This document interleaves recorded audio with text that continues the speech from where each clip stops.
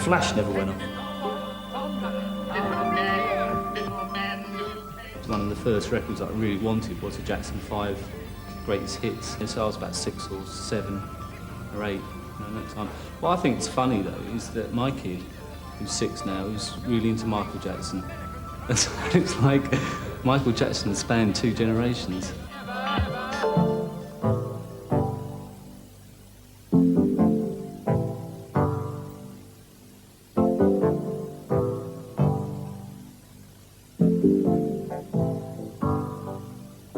Because we're brothers, we just used to muck around at home, you know, mess about. There's a few local discos to go to. We used to go to armed with, you know, a small bag of records and give them to the DJ and say, go on, play these, I know you'll like them, I'm sure everybody else will too. And quite often they'd put them on and nobody would like them apart from us, but... Gave us a dance. Yeah, yeah.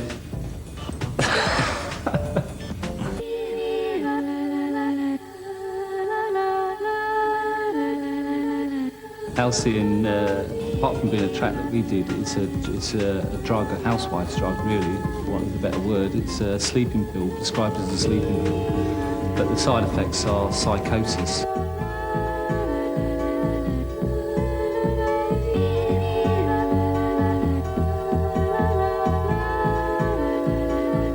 And my mother, throughout my adolescence, was on it for about 7 years, which is a very nightmarish thing, really.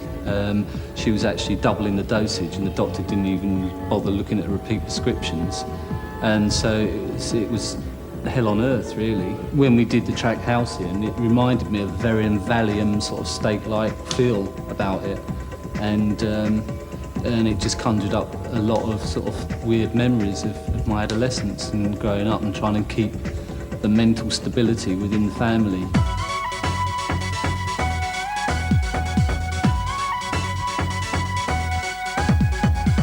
It was the idea of like having a car boots out, it's like the Potter's Wheel almost, an interlude, a musical interlude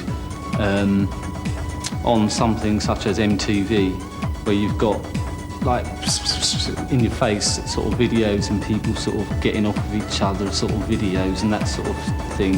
And then the idea of having this sort of very down-to-earth sort of subject of car boot sales, which is very rife in last summer.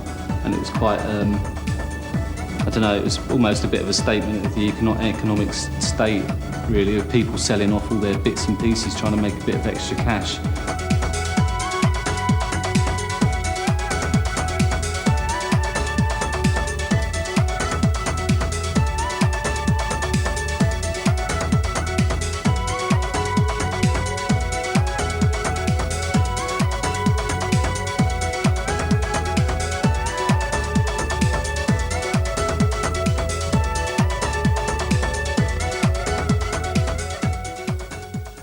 What we actually do when we're doing live is very subtle for the audience to watch. We're pushing buttons and twiddling knobs and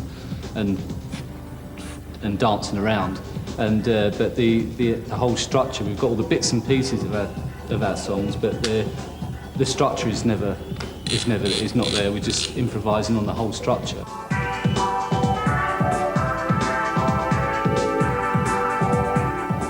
Glastonbury. That was great. The whole weekend was really brilliant. Another level of nervousness that I've never reached before. Normally, on such a big scale, you don't get much atmosphere from where we are to the audience, and but that wasn't true at Glastonbury. You really picked up the vibe and the feeling from 20-odd thousand people does give off a lot of.